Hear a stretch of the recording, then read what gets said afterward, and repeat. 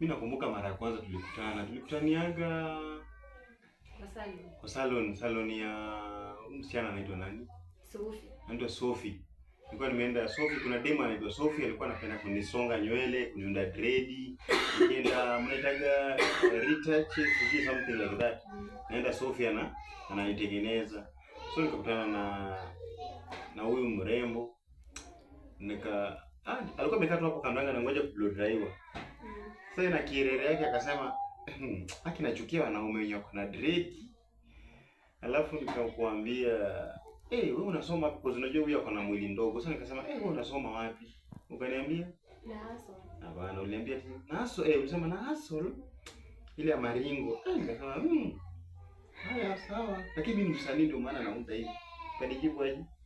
Sipendi watu wa dread. Mimi nachukia. I hate watu wa Madrid. Sasa naye mimi nikamwambia mimi ni msanii tu ndio maana naweka hivi. Unaona kaka Guardian Angel ameweka dread mzuri anaimba fiti. So nikachukua simu yangu nikaingia Facebook. Nikaandika hapo namba kangu 07 amalizishe yani. Na sasa mbona ulisema unachukia watu wa dread na ulinipea namba? Mimi sikujua unanitaka. Mimi ndio niliambia wewe ni msanii. Mimi nifikiria unataka nikusaidie kushare ngoma zangu kwa watu wangu. Mimi sikuwa hata into you kabisa. Hata sikuwa nafikiria tunaweza kuwa. Na sasa nilimaliza nikakukatia nikiwa na hizo dread. Na mbona unakubali? Si nilikwambia ushare. After nilikatia nikakwambia share. Alafu what you did si ulienda ukashare. But tulikaa kidogo kama wiki kuisha tulikaa 3 days ukaenda ukashare. Sure. Lakini sasa unaweza kumbuka nini nilikwambia maana kwa mapenzi ama safari tukianza? Uliniambia wewe ni mtu wa kujituma. Ukinipata utaniweka poa, utanitesa. Hiyo ndio nakumbuka ukiniambia. Na ukiniambia ukinipeleka kwa mama kwa atafurahi. Mimi nafanana mama. Unajua ilikuwa mistari hivi. Wacha wewe unafanana mama yangu. Hiyo ni mistari. Wewe unafanana na mama yangu kweli wewe. Kala. Lakini yenyewe tumetoka mbali. Tunashukuru Mungu. So guys, huyu bibi yangu huyu vile mnamuona hivi. Mimi nenda na mdomo mrefu. Ni huyu. Wewe anakuanga msa makelele. Si mimi nakaanga mpole, mimi ni mpole by the way. Mtu akikuona ndio kapole lakini ile mambo yanapigana kwa hii nyumba. Majirani ndio waeleza. Mdomo mrefu pere. Unachoma, mimi sina mdomo. Mimi sina mdomo. So mimi ndio mdomo mrefu. Bafadhili mdomo mrefu.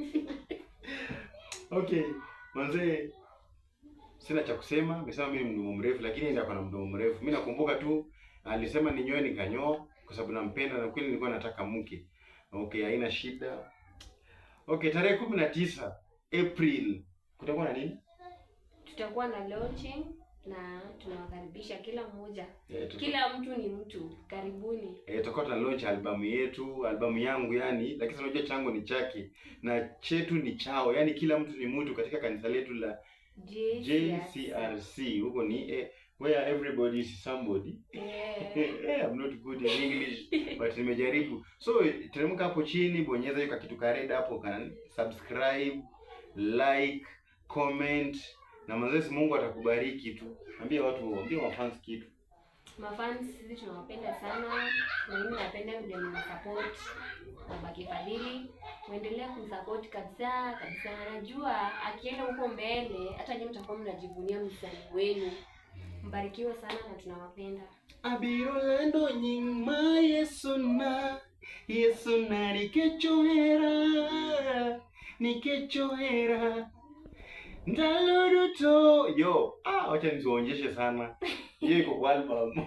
Sawa. Bye, subscribe, like, comment, share.